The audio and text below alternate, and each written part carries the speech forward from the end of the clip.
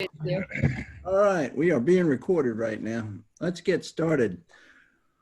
Man, welcome everybody to the sixth Paparelli Zoom chat for entrepreneurs.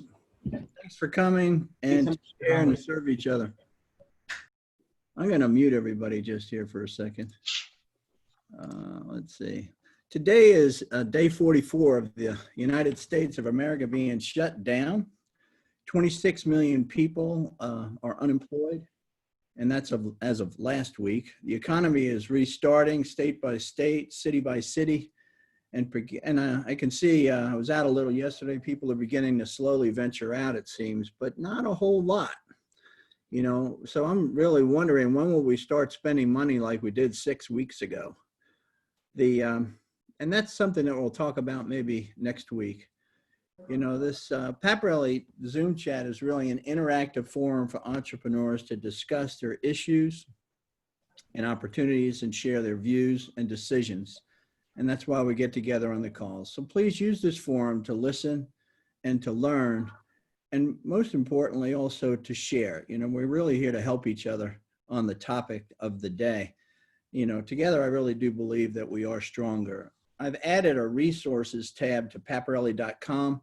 So anything that you contribute here in the chat, documents you think that we should go to or URLs that you think about, then I'll just add them to that page. But you could always go to paparelli.com resources and see what other people have contributed that might help during this time. I've included the house chat rules in the chat. In the chat itself. You know, that's where you'll find the house rules on how we do this thing.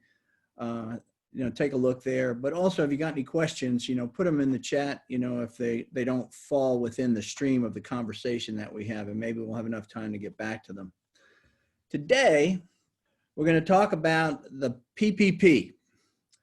The intent of the loan was to be a bridge for small businesses, and they defined small businesses of less than 500 employees, to keep their people employed for the next couple of months. You know, many of us on this call, we completed the SBA form because I've talked to a lot of you, and we checked the box, and the box said, current economic uncertainty makes this loan request necessary to support the ongoing operations of my business. And then the SBA has been continuing to update the Q&A, the FAQs, okay, for this PPP, and they came out on Sunday night with something called Q&A number 31, and it said specifically, and this is a question of, you know, the question was, do businesses owned by large companies with adequate resources of liquidity to support the business's ongoing operations qualify for a PPP loan? And in the body of the answer, it said, specifically, borrowers must take into account, quote, their ability to access other sources of liquidity sufficient to support their ongoing operations in a manner that is not significantly detrimental to their business. So in effect, it says if you can get money somewhere else, you know, you really shouldn't take the money. Now,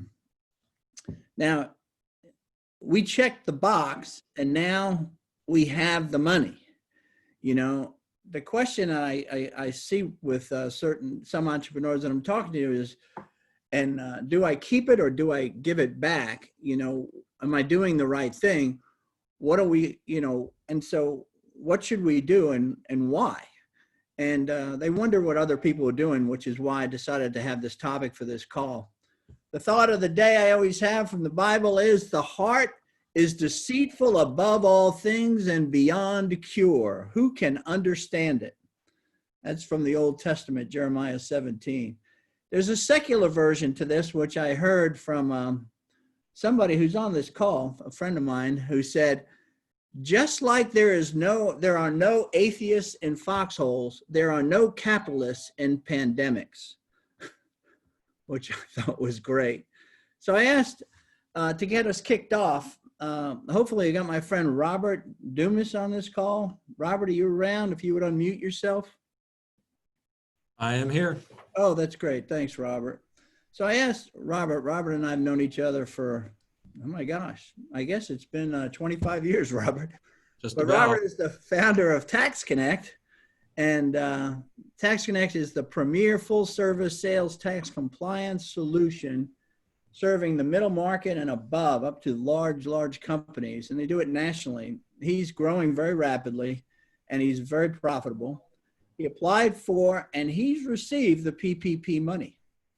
So, Robert, thanks for agreeing to share your sort of PPP story. So to kind of get us started, you know, talk first. Why did you apply for the PPP? Well, at the time the program was announced, we had already done our cash forecasting, and we had felt like we'd be able to weather the crisis, even though there was still a lot of uncertainty under various assumptions and scenarios. We really didn't feel we needed the cash. We also had a line of credit that if cash was necessary, we felt like we could draw on that. However, when the loans became available and we discussed the intent and the option, I felt like it was an opportunity I needed to take advantage of, because at the time, for me, there was still a great deal of uncertainty and fear. And so just to be safe. Speak specifically to that, if you can roll back to that time, because that's what it is. You're checking the box at that time. Yeah, and it was the end of March. Then? I think the shelter in place hadn't been announced yet for Georgia, or at least we had also let a few people go within after February 15th, not related to COVID, just performance related. And so we also discussed whether or not taking the money was going to make us responsible for rehiring these people. So there were a number of reasons we didn't want to take the money, or we felt like if we got it, we didn't deserve loan forgiveness. But there was also fear, and I have some partners, and we talked about it and said, if the opportunity is there, I think we need to take advantage of it. And so I applied for the loan. Money. And so then what happened is I talked to you on a Friday, and a discussion that we had on a Friday was, you know, hey, Charlie, here's 3 areas that I think that I would be a good place for me to spend this PPP money in order to get it back in the market and also to grow my business. By Monday, you were saying, maybe I should give it back. You know, it was so over the weekend, something happened. And what was it that made you sort of second guess yourself here? I got an email from the bank with that April 24th ruling from the SBA, which basically said, if you have alternative sources of funds, we don't think you're going to meet the qualifications any longer. So I knew if I returned the money by May 7th, I would still be morally, and I'd be safe. And so I've decided to return the money. So you decided to return the money. Okay. And so I appreciate it, Robert. Another person that I had talked to who started this whole discussion, really, I think it was almost 3 weeks ago, was a guy named Chip Schuneman. Chip, you there? Yeah, you're there. I am. Okay. And Chip talked about, you know, his question was, has anybody sort of applied for this loan yet? This is like, it feels like it was like years ago that you asked that question, but it was really a few weeks, like 3 weeks. And then we got into that discussion and you said, but you know, I'm running a business that's profitable. I don't know that if I should even take the money. And then he went and he said, talked to me later that day. And he said, you know, I asked my wife and she said, no, you shouldn't take the money. Well, Chip applied for the PPP. Why don't you tell us what you went through there, Chip? Why did you apply then? You know, even though you had this sort of back and forth going on. Well, I mean, the short answer on that is who wouldn't want a $2.2 million capital injection in their business? I mean, it's a backstop to a lot of uncertainty and risk that you have in your business. But, you know, as a business, we're a profitable, debt-free, 23-year-old IT outsourcing firm to the federal government and state governments around the country.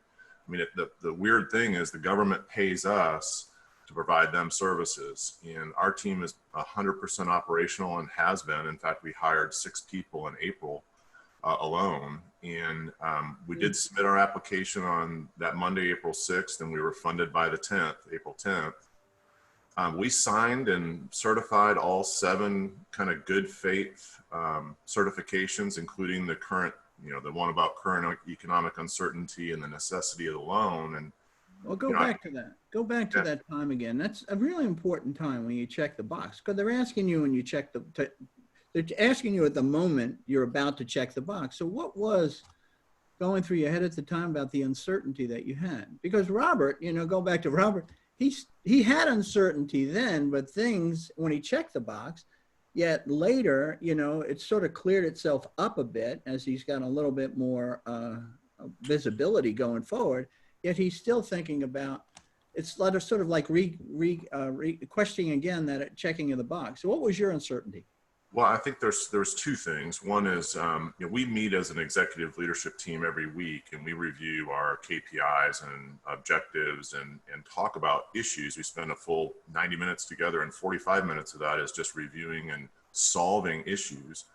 And one of those issues is always our forecast. We have very little visibility into what's going on in state government and federal government as far as awards are concerned. You can bid a bid, and 2.5 years later, you'll find out whether it's awarded or not. And we didn't know our state government's going to shut down. That's 20% of our business. Is federal government procurement going to stop? And so that uncertainty, I go back to Robert's message, drove a lot of fear. And we didn't know, should we be cutting heads? Should we be cutting salaries? Should we be reducing headcount just out of being prudent going forward? And we made the decision, no. We have about 4 to 6 months of cash in the bank. We have a line of credit that would sustain us another 3 or 4 months. If we needed to tap it, we're debt free. But it was a matter of saying, we just don't know if we're shutting down the entire economy, what's going to happen. And okay. The movie that was playing in our head was 2007, 8, and 9. So then you get this, so you have this, you're clear on your level of uncertainty. You have it surrounded. That's a great analysis that you did. But you started this whole thing out like 3 weeks ago saying, should I apply? Should I take the money? So how is that how's that inner sort of the battle between your ears been going on? I mean, tell us a little about that. Bob Lasher and I used to run a Bible study 20 years ago or something that seems like forever ago. Maybe it was 15 years ago. And we used to sit across the table from one another and just say, I hate being a Christian running a business. It's so hard. And then we'd laugh and go, it's not really that much harder. It's just a matter of you have a different framework to make some decisions. And I think, the reality here is what kind of pricked my heart was when I shared with my wife, and she knows that we're fully employed. All of our team members all their salaries are protected, their bonuses and all that sort of thing. She looked at me and said, how is this right?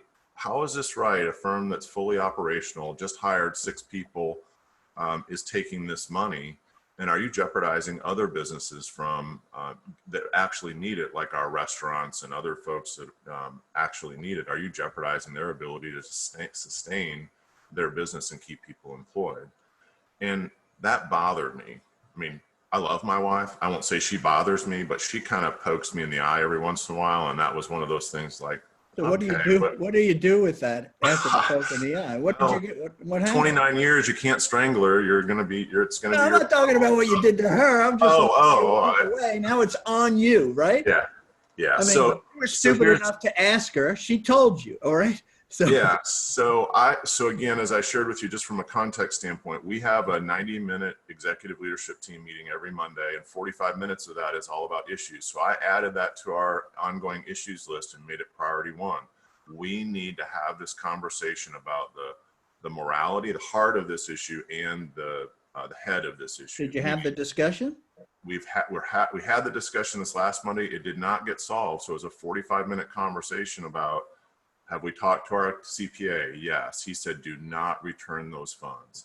Have we talked to an attorney? That's my job today, is to get with the attorney before Monday so that we can reconvene the conversation. So. Okay.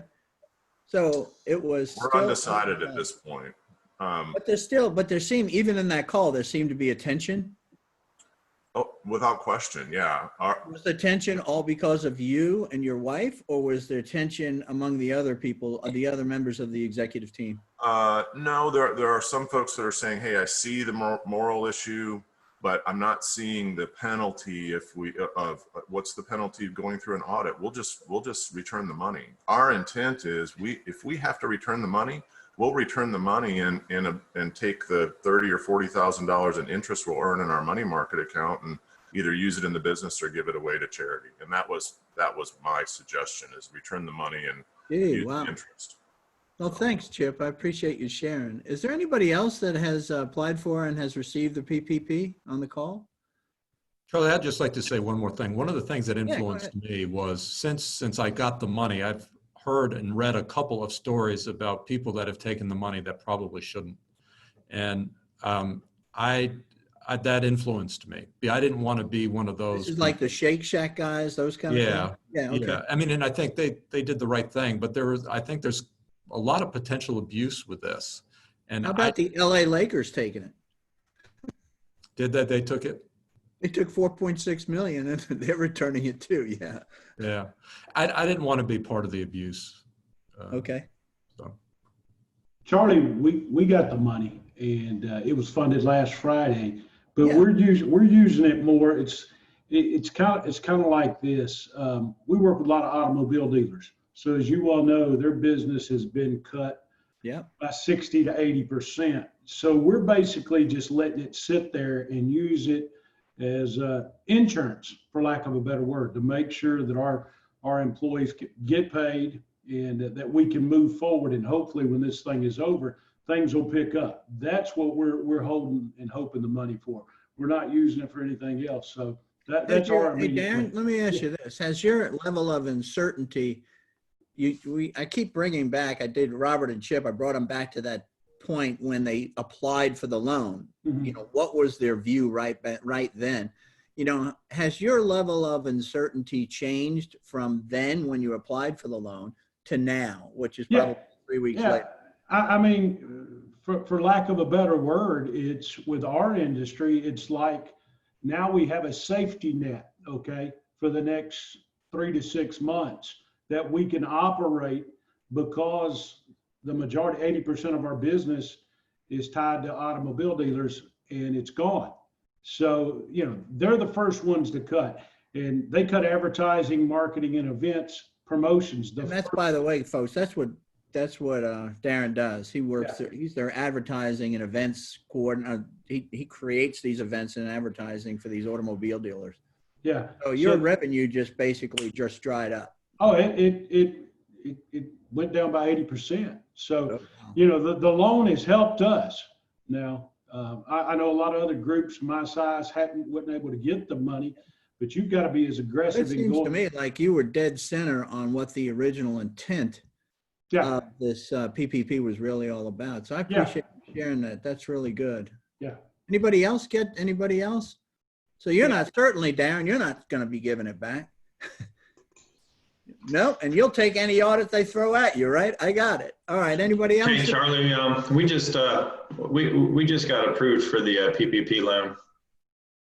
Who is this? Jay? This is Jay Vignali. Okay, good. Yeah. Hey, good morning. Jay is responsible. Jay has a company, merchant service, that's in merchant services. So he's helping the retailers on the street, if you will, to be able to process their credit cards. But go ahead, Jay. So what happened? I'll make it quick. I applied to 3 banks. Three sources: Ameris Bank, American Express, and Vinings Bank. And what was interesting was I actually chose Vinings Bank because they only had 2 branches, and I was in the pot of thousands with American Express and with Ameris Bank. And that's good. Vinings Bank was only had like 60 to 70 in the queue, and so I actually went there through the drive-through to speak with the manager to say, hey, I'm local, I'm a business right here in your backyard. I'd like to apply for the PPP. Can you help me out? And they said, sure, send me in the application. And I did it. And within a couple days, boom, they're calling me saying, hey, we got you approved. And we're going to work through this over the next 2 weeks to go to closing for the funds. So now I've been told we got funds secured. And now it's kind of all about preserving those funds for the, Wait, come on. Richard asked me a question. Richard Brock asked me a question. He said, I applied for this thing. I haven't received it yet. It's sort of a black hole. You know, you probably had that black hole for a while. They don't give you an update. How long did it take from application to actually receipt of funds with Vinings Bank? I haven't actually received funds. I just got a approval yesterday, or told that I have an approval yesterday. How long was it from when you applied to when they gave you this approval yesterday? I applied on probably Thursday last week. Wednesday or Thursday last week. So basically, it was 5 days. It was right after our call. So Thursday was the day I applied. Okay, Robert, how long did it take you from application to receipt? I submitted my application on Sunday, April 3rd, I believe. No, the 5th, and I had my money in about 2 weeks after that. 2 weeks, okay. Does that answer your question, Richard? No, but it's very interesting. I went with Wells Fargo Let me because come back to you, Jay, okay? Yeah. I'm No, sorry. yeah, we've had a many-year relationship with Wells Fargo and a great relationship with them. And I thought, but I think what happened was they're so big that I just don't, they said, oh yeah, you're approved, but well, not approved, but you've got your thing, and nothing happens. The Wells Fargo banker told me the other day to apply to others, but then you get into the thing, are you supposed to apply to two? And I was a little concerned, but I like that advice of going to the smaller bank. That might work. I think it's very unfair that you would go with a big bank and they would blow you up, but it seems to us to be the way. So. I want to tell you the difference. I have some quick comments on that. Yeah, Ryan. Hey, I'll just share my experience real quickly. And I'm in a peer group and been comparing with other CEOs. And so I've applied at like 5 places now. And there's really conflicting guidance on this. So you may have read or heard you cannot apply at multiple places. It's a big no-no. I did. I believed that. I read that. A banker told me that. So I kind of had that side of the argument. So what happened? And then, So tell us. So apply at multiple places. You can read around, research it yourself. You'll find both sets of advice. Tell us your experience, Ryan. Yeah. Don't give us your advice. Give us your experience, okay? Well, Richard was saying he wasn't sure if you should, so I'd say you definitely do apply both. I've had Chase was where I started because that's where I bank, and I just the black hole, the dead ends that I was getting were things like not enough information, or I had a couple of interesting situations, like I hadn't filed 2019 yet. I'm on a Schedule C, so I needed to supply that, and a draft P&L. So a lot of these things I didn't learn. They don't really state it in the application process, and if you don't supply it, then they just decline, and they don't really tell you what else. Did you wind up getting the money? So I'm approved right now with a couple places, Blue Vine and. Okay. When do you think you'll get them? So you don't have the money yet? No, I don't. But the main thing that I did, there were 2 things. One is I prayed, by the way. So my wife said, we need to pray about this. Like, it's bothering you. You're frustrated. How about let's pray about it? And I was like, thank you. Why didn't I think of that before? And then everything started lining up, by the way, after that. And so got approved. I went to my accountant and said, can you shepherd me through this process? Because I should have done that from the beginning. That's a good they thing. also had a service. So Well, I think that's really helpful to people to say to apply to multiple sources, and also to make sure that you get as much information that you get the information that they need up front, so that you avoid the back and forth. So thanks for sharing, Ryan. I appreciate it. And Jay, what were you going to? Oh, yeah. Sorry, Jay. Go ahead. No, it's all right. What was your question, Charlie? I don't know. You were going to say something. You jumped in, and I kind of got you off onto to something else. So you're not sitting here. Just to remind people, Jay's revenue went down. I think you told us it went down 40 to 50%. That's correct. So you're in a situation where has anything changed with regard to your level of uncertainty from when you checked the box to now? Okay. Do you have a different level of uncertainty now? Are you more positive about your business, or are you still sitting like or you still feel you're on the bubble? Well, I'm a little bit more positive about the business because we're watching the daily credit card volume trends coming back little by little, week over week. So that's encouraging. Good information for all of us. Okay, thank you. So that's a good indicator, but we're definitely still not through this. We have to be able to hang on. a little longer. But you know, the main use of these PPP funds obviously is going to be to keep people employed, and so that's our goal and our target with it is how we can do that. And so we've kept most everybody employed, and we're doing that through this process, even though it was taking 4 weeks or so to get to finally get an approval from someone. It'll be used for employing people. Yeah, That's what it'll be used for. that's right. So you are, again, you're like Darren, you're like dead center on this, okay, and what their intent is. Anybody else here? That's only what. Yeah, Charlie. Yeah, Jason. Who was that? Somebody's trying to jump Yeah. in. Martin spoke, but go ahead. And Louise. Hey, Jason, go ahead. Yeah. Oh, we got Louise. So Oh, wait a second, Jason. Let me get Louise in here. Where are you? I haven't seen her in a long time. Hey, Charlie. Good to see everyone. She's our Boris Johnson connection. Quite a distant connection, I think. She's an American citizen now, though. Thank you, Louise. That's All right. Go ahead. So we applied for PPP through BOA. It was a disaster. Submitted the information on the Monday after the applications opened. Worked with our part-time CFO to do that. Yeah. They eventually sent back a link. We submitted documents according to the instructions. There was no way to get any status.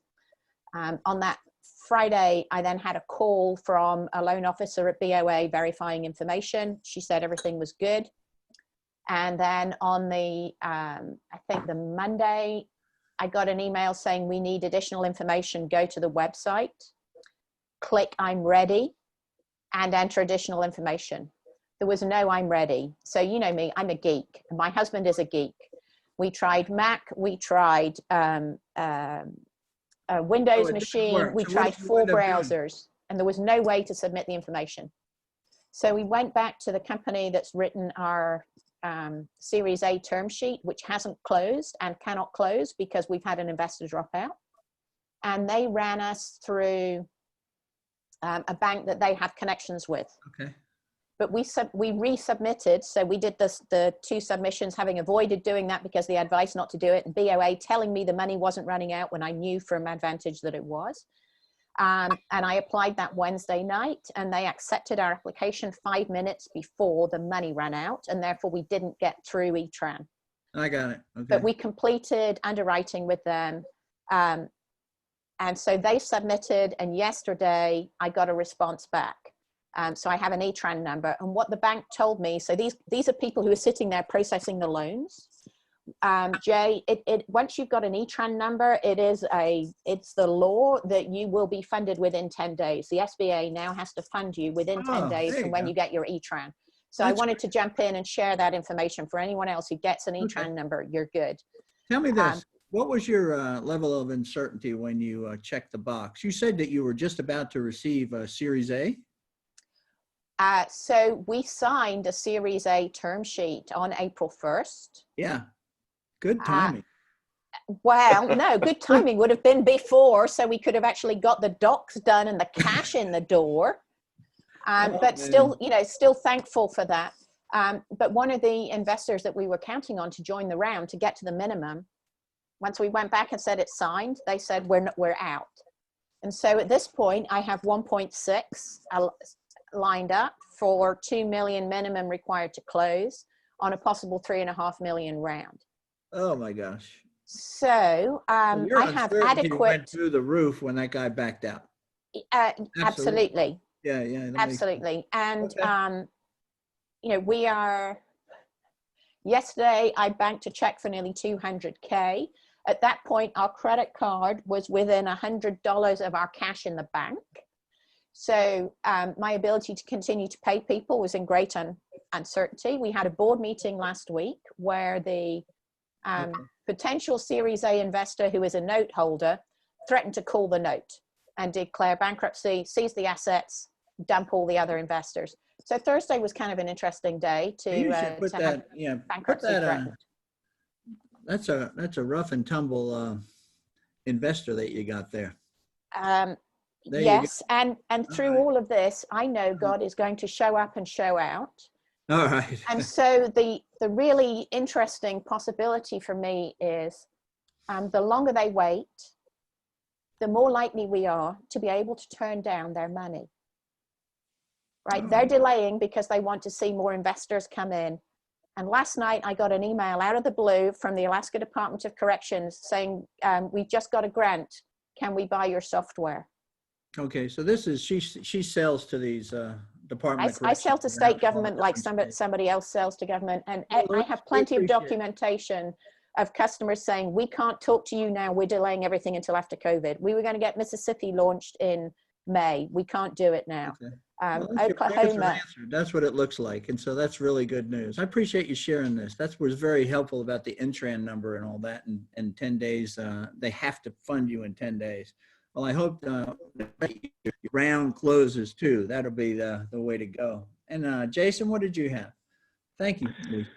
Yeah, so I was actually resisting taking it for a while. And my CPA kept on calling me saying, hey, Why? you should Why do were this. you resisting?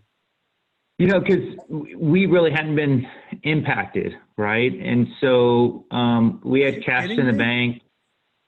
Yeah, so let me rephrase. Let me put some perspective on it. I'm not talking about yards. I'm talking about my consulting firm that's still kind of running in the back, you know, contracts that are running their course and so forth.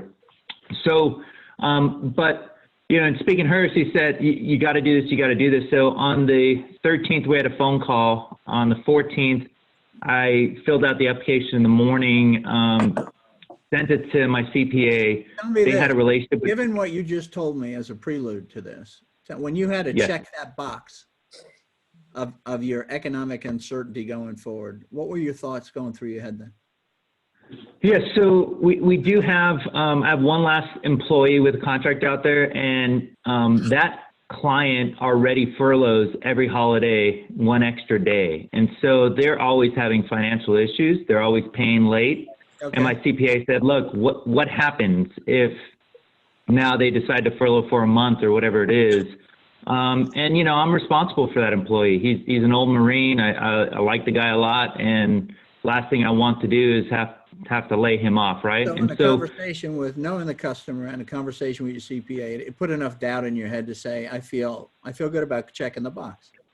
Well, this is the way I finally kind of described it to people. You know, everybody talks about that story where you're on the river and you're like, God help me. And then the log comes by and then you're like, God help me. And then the life preserver comes by and then the boat comes by and you're like, God, why aren't you helping me? And so the way I look at it is, you know, right now there's cliffs on two sides and I don't know what's coming around in this calm river that I might be in, but the rapids might come. So I grabbed that life preserver, right? And if there's no rapids and my feet land, then awesome. But it's very possible around the next turn that my client might turn into rapids, you know, and I'm going to need something to hold my employee up. Have you had any second thoughts about keeping or returning the loan? Absolutely. I don't know what I'm going to do at the end of the year, but I don't know where those rapids might come yet, right? We don't know what the long-term impacts are going to be. So based on question 31, you have to, the answer to 31 is you have to return the loan. If you feel like you shouldn't have taken it, you have to return the loan by May 7th, which is Robert told us, you know, in order to still be within the good faith sort of area of and not be liable for anything to the government.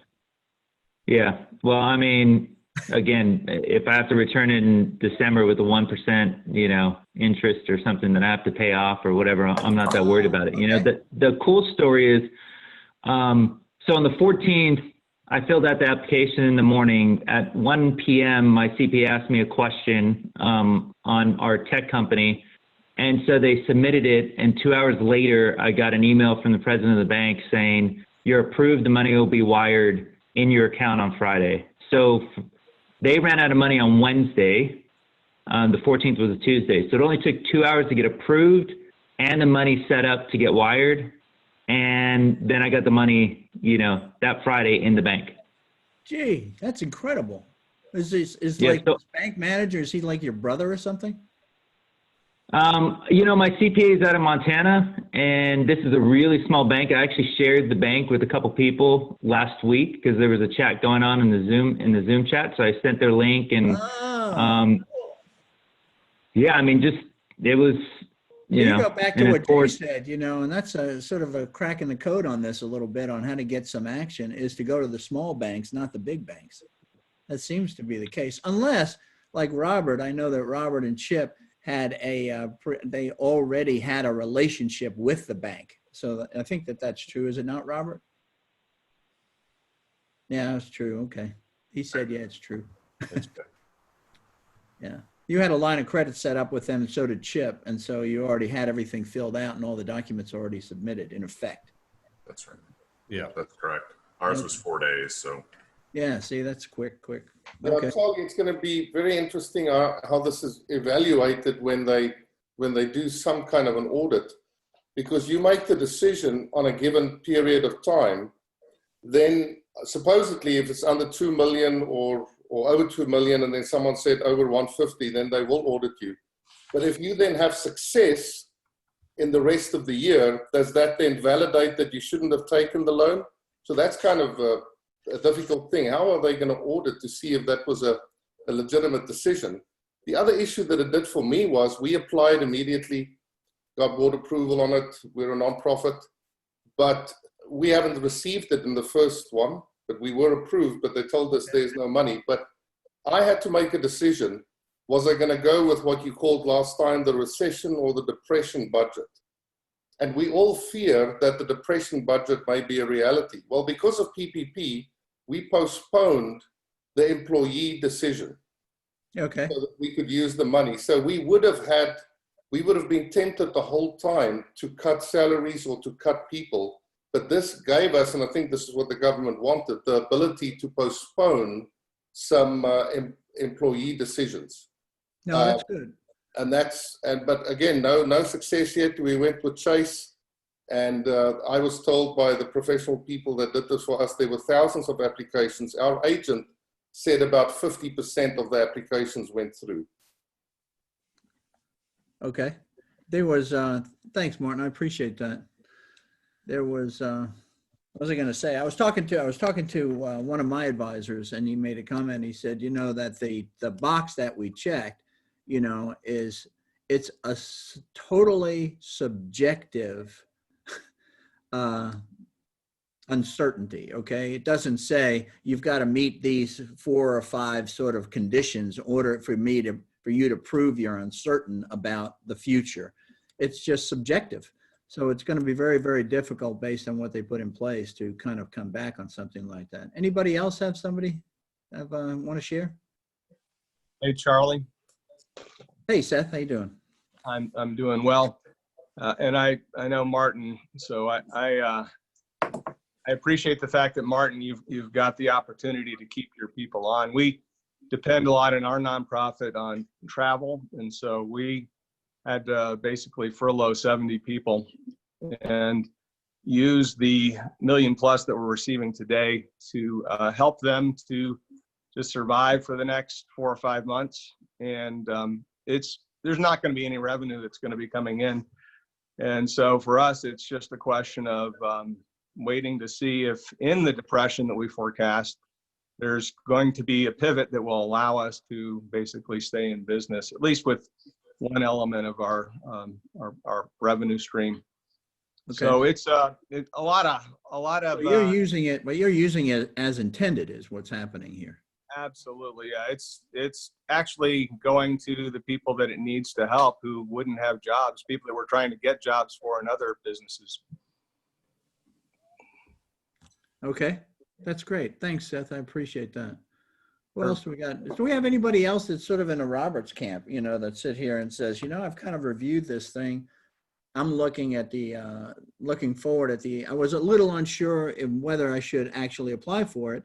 And yet, because I did feel some sense of economic uncertainty, but now I feel like it's not the right thing and I should actually give it back. Okay. That I don't really need it. Is anybody else in that camp that's on this call? Charlie, Ralph. Yeah, Ralph. One of my long-term clients applied for it the first day. He used a major bank, who he banked with for 25 years. Heard nothing. The day the program ended, he was told he didn't have one piece of paper. So he just said, okay, Ralph, you've been right for 25 years. Don't bank with big banks. I accept that. 4 days later, he got approval.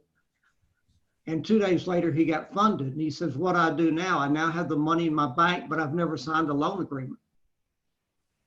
Mm-hmm. And then on Sunday, of course, the document came around, which had more clarification. So he decided to return it. And now his bank doesn't know how to take the money back. So any of you who are getting ready to... Why did he decide that he wanted to return it, though? He was concerned about the certification to begin with. What did he think might happen to him if he kept it? Well, we had discussed that originally, and I said, well, if you pay it back, what could the penalty be? That's when we decided to do it. He really didn't need the cash. He had some indication his business would be down 30 or 35%. But he had enough cash and resources where he could have funded his business for a couple of years with no problem whatsoever. Very profitable business. Okay. And after a while, he just said, it's not worth it. The amount of money they're going to send me is just not worth the aggravation and the hassle. There you go. Then he certainly didn't have that dire need or that fear, that cloud that was sitting on his head like we saw with some of these other people that actually lost their markets. We felt like at the time he certified, he could justify that he was going to lose 35% of his business. So, the advice was, it's available, take it, see what happens. Interestingly enough, while we were talking, I got an email from him telling me that the bank didn't know how to take it back. So if you decide to take it back or send it back, just realize your bank may not know how to do that. Wow. So Robert, it's going to bounce right back to you, brother. The bank, I've told the bank I want to return it. They don't know how to do it yet. So is that right? Yeah. We loan money. We don't take money back. I mean, that's crazy. That is crazy. All right. Who else do we have that wants to share on this? Hey, Charlie, this is Bill Leonard. Hey, Bill. Yeah, we applied for it. It's, tiny amount of money. We got low overhead. And I do think our business will be down probably 30% this year. How much did you say? You broke up a little. Pardon? You broke up when you say you think your business will be down.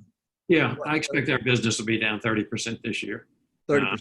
Had a deal I'm working on, where a client decided to reduce their space 22% last week. Bill is in the commercial real estate business. Yeah. Go ahead, Bill. I'm sorry.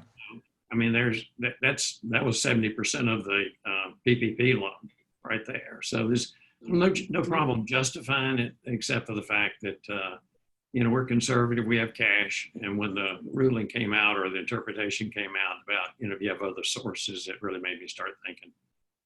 What did you think? Pardon? And so, what are your thoughts now that because that only came out on Sunday? Yeah, probably going to give it back or pay it okay. or whatever. Yeah, I was reluctant in the beginning to take it because I thought I'd be taking it away from somebody else. And when they said they were going to come out with more funds, we went ahead and did it. By the way, we got approval on a Saturday, and the funds were deposited on Sunday. That was the deposit on the 8th.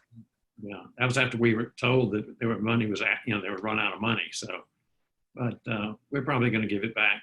We don't need it to get through, the crisis. I mean, it was so vague and so subjective as to being hurt. It was definitely going to be impacted. So this is really for you. It was more of a moral decision to kind of give it back, saying it's just not fair. The intention of it. I don't really meet the intention of it, forgetting about the laws around it, okay, or the rules around it, and that it just, there's somebody else could probably use it. I really don't need it. Yeah, and you don't even know if it'll get reused. You don't know that, but you have to make your decision, okay? Yeah, what happens when you give it back is a different decision. That's not. I don't think that we're violating any laws by keeping it. I just, okay.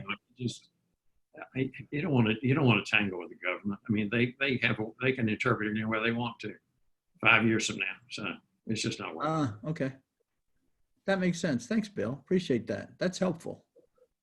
So don't tangle with the government. Sounds like you've done that before.